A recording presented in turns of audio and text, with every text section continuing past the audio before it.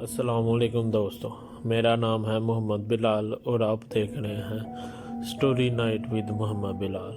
Story शुरू करने से पहले मैं आप सबसे माज़रत हूँ कि आज कुछ तबीयत नासाज होने की वजह से आवाज़ में थोड़ी सी गड़बड़ हो गई, तो इसलिए मुझे मेरी माज़रत कबूल फरमाएं।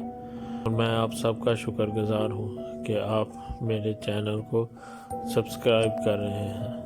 तो चलिए आज की स्टोरी स्टार्ट करते हैं।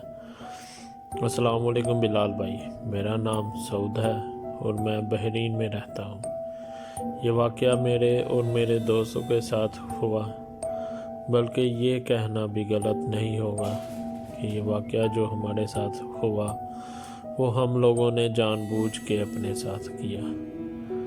बेसिकली मैं पाकिस्तान से हूँ, बट फैमिली साथ यहाँ रहता हूँ। मैं और मेरे दो दोस्त अहमद और साद, हम तीनों दोस्त स्कूल से फ्री होकर किधर घूमने निकल गए। यहाँ एक जगह है जो कि बहुत हांटेड है। हमने पहले भी इसी जगह के बारे में सुना है, मगर कभी गए नहीं है। बाबल बहरीन कहा जाता है। ये जगह मनामा में है। बेसिकली जो हमने सुना है कि यहाँ मगरिब के बाद किसी को जाने की इजाज़त नहीं है। कहा जाता है कि शाम के टाइम यहाँ पर एक बूढ़ा आदमी घूमता है जो कि ज़मीन से थोड़ा ऊपर हवा में होता है, और जो लोग यहाँ पे गए हैं उनको कोई ना कोई नुकसान हुआ है। और जब कुछ लोगों ने उसे देखा और वो कहते हैं कि उसका फेस बहुत खौफनाक है, ऐसा लगता है किसी ने जलाया हो। और दूसरी बात ये कि वो इलाका सारा वीरान है, वहाँ कोई नहीं रहता। एक रोड गुज़रता है, गुज़रते हुए लोग, और काफ़ी दफ़ा वहाँ से गुज़रते हुए लोगों ने सिर्फ उस आदमी को देखा है जो कि उस वादी में खड़ा होता है। मैं अपने दोस्तों के साथ मिलकर वहाँ जाने का प्रोग्राम बनाया। बिलाल भाई, हम तीनों दोस्त मगरिब की नमाज़ पढ़ के चले गए। हमने अपने साथ टार्च रख ली और हमने इशार बांध लिया आयतल कुर्सी का, और अल्लाह से यही दुआ की, या अल्लाह हम सिर्फ थोड़ा सा देखने के लिए जा रहे हैं, हमारी हिफाजत फरमा। और हम बावजू होकर उस जगह चले गए। यही हमारे बचने की, हमारे वहाँ से ज़िंदा आने की सबसे बड़ा हमारी डाल थी। जब हम वहाँ पहुँचे तो उस टाउन में फुल अंधेरा था। रेगिस्तान होने की वजह से मिट्टी हर तरफ थी। अभी हमने उस वादी में एंटर हुए थे। थोड़ा सा आगे गए तो हमारी गाड़ी एक गड्ढे में फंस गई। बहुत कोशिश की मगर वो नहीं निकली। मेरे दोस्त अहमद, जो कि बहुत डरपोक है, वो चीखने लग गया। मना भी किया था, ना आओ। मैं कहा कुछ नहीं होता, आओ थोड़ा सा आगे रोड है, वहाँ जाके हेल्प लेते हैं, क्योंकि मोबाइल का नेटवर्क भी नहीं आ रहे थे। साद बोला यार अब आ गए हैं, साद बोला यार अब आ ही गए हैं, तो चलो थोड़ा अंदर चलते हैं। मैं कहा ओके। हमने टार्च पकड़ी और हम अंदर जाने लगे।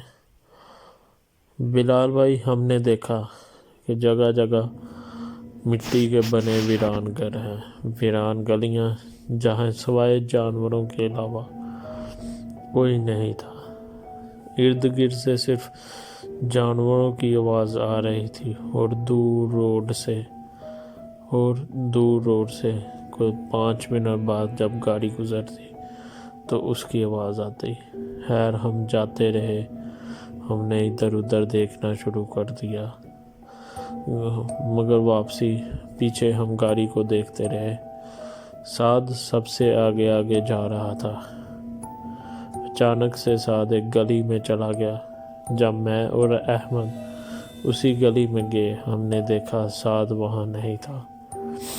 ہم اسے ڈھونڈنے لگے۔ میں اور احمد بھاگ کے اسے ڈھونڈنے لگے۔ ڈھونڈتے ڈھونڈتے ہمیں پتہ ہی نہیں چلا کہ ہم کتنی دور نکل آئے۔ جب واپس جانے کا سوچا تو ہمیں پتہ ہی نہیں تھا چلا کہ ہم کس سائڈ سے آئے تھے اور کدھر جانا ہے۔ احمد اتنا ڈر گیا تھا کہ اس نے اونچی اونچی چیخنے لگ گیا۔ جیسے جیسے احمد چیختا ویسے ویسے ان ویران گھروں سے ہنسنے کی آواز آتی۔ ہم نے سعد کو آوازیں دینے لگ گئے مگر سعد کا کوئی آواز نہیں تھی آ رہی۔ میں احمد کو ریلیکس کیا اور بولا کسی ایک گھر کی چھت پہ چڑھ کے دیکھتے ہیں گاڑی کدھر ہے، پھر پولیس کو انفارم کر کے سعد کو ڈھونڈتے ہیں۔ پہلے تو احمد نہ مانا کیونکہ وہ جب بھی احمد روتا چیختا وہ ہنسنے کی آواز آتی۔ ایسا لگتا تھا کہ کوئی ہمارے رونے پہ، ہماری تکلیف پہ ہنس رہا تھا۔ پھر میں ایک گھر کی چھت پہ چڑھ کے میں نے گاڑی دیکھی۔ ہم گاڑی اوپن ہی چھوڑ آئے تھے جس کی لائٹیں چل رہی تھی۔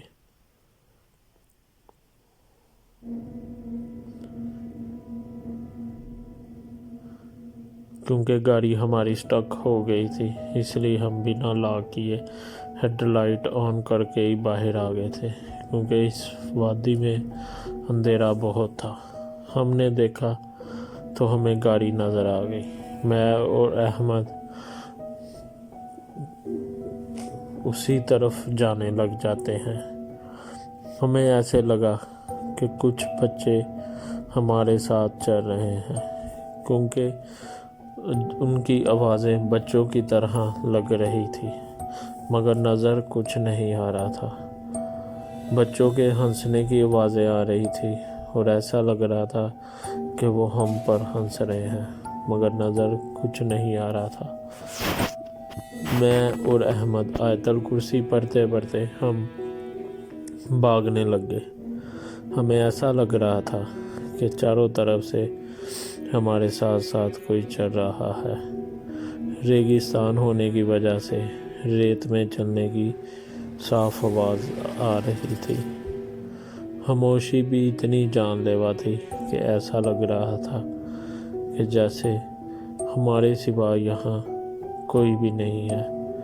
ہم بس بھاگتے جائیں۔ ہم بھاگتے بھاگتے گاڑی کے پاس پہنچے، تب یاد آیا گاڑی تو پھنسی ہوئی ہے۔ اب میں بھی بہت ڈر گیا۔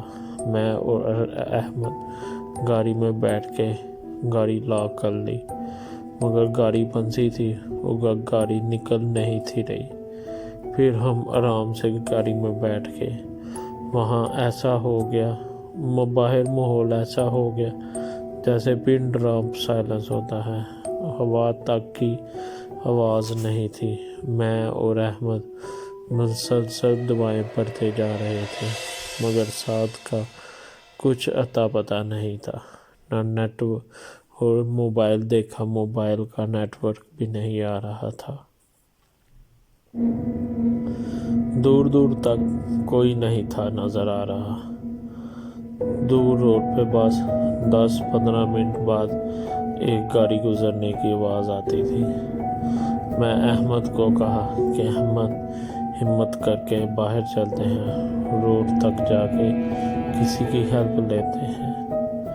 احمد نے پہلے منع کیا مگر پھر میرے بار بار ضد کرنے پر احمد مان گیا۔ ہم نے ٹارچ پکڑی اور ہم روڈ والی سائڈ پہ جانے لگے۔ وہاں صرف اور صرف گاڑی کی لائٹ اور ٹارچ کی لائٹ کے سوا کوئی اور روشنی نہیں تھی۔ بلال بھائی آپ یقین نہیں کریں گے، جب ہم تھوڑی دور ہی گاڑی سے گئے ہم نے گاڑی کے پاس وہی برا آدمی دیکھا اور وہ واقعی ہوا میں اڑ رہا تھا کیونکہ اس کا کوئی حصہ زمین میں ٹچ نہیں کر رہا تھا۔ اور باقاعدہ وہ ہمیں دیکھ رہا تھا۔ جب ہم نے یہ دیکھا ہم بھاگے بھاگے روڈ کے پاس گئے۔ کچھ دیر بعد وہاں موبائل نیٹ ورک آ گیا۔ ہم نے پولیس کو کال کی اور پولیس بھی آ گئی۔ پولیس کو ہم نے اور تھوڑی دیر بعد پولیس آ گئی۔ پولیس کو ہم نے سارا واقعہ بتایا اور پولیس کے ساتھ جب ہم گاڑی پاس گئے تو ہم نے دیکھا سعد گاڑی کے پاس بے ہوش پڑا ہے۔ وہ گاڑی بھی جہاں پھنسی تھی وہاں سے نکل گئی ہے۔ پولیس نے سعد کو چیک کیا، ہوش میں لائے اور ہم سب کو پولیس اسٹیشن لے آئے۔ ہمارے پہنچنے سے پہلے میرے پیرنٹس وہاں پہنچے ہوئے تھے، کیونکہ گاڑی میری تھی اس لیے میرے پیرنٹس وہاں تھے۔ پولیس ہمارے ساتھ، پولیس نے ہمیں پوچھا، ہم نے پھر ان کو سارا واقعہ بتایا کیا کیا ہوا۔ جب سعد سے پوچھا تو اس نے بتایا کہ وہ کہتا ہے کہ جب میں گلی میں ٹرن ہوا مجھے کسی ایک بلیک سی چیز نے پکڑ کے کھینچ لیا اور میں ایک گھر کے اندر آ گیا۔ ایک بلیک کلر کا بہت ہی خوفناک سا چہرہ، ایک لمبا سا شخص تھا جس کا بہت ہی خوفناک سا چہرہ تھا۔ اس کے ہاتھ اتنے خوفناک تھے کہ میں بیان بھی نہیں کر سکتا، مگر وہ صرف میری طرف دیکھی جا رہا تھا۔ وہ میرے پاس آنے کی کوشش کرتا مگر پھر ایک دم پیچھے ہو جاتا اور پتہ نہیں وہ مجھے نقصان پہنچانے کی کوشش کرتا پھر ایک دم پیچھے ہو جاتا۔ مجھے پتہ نہیں کیا ہو رہا تھا، مگر اس کا اتنا خوفناک چہرہ دیکھ کے، لمبے لمبے دانت، بڑی بڑی آنکھیں اور اس کا اتنا خوفناک چہرہ دیکھ کے میں چیخیں مارنے لگا اور پھر مجھے پتہ نہیں میں چیخیں مار کے کب بے ہوش ہو گیا۔ پھر جب میں اٹھا تو آپ کے ساتھ تھا گاڑی کے پاس۔ اسے بھی نہیں پتا کہ وہ وہاں گاڑی کے پاس کیسے آیا، گاڑی کیسے اس کھڈے سے نکلی وہ بھی نہیں جانتا۔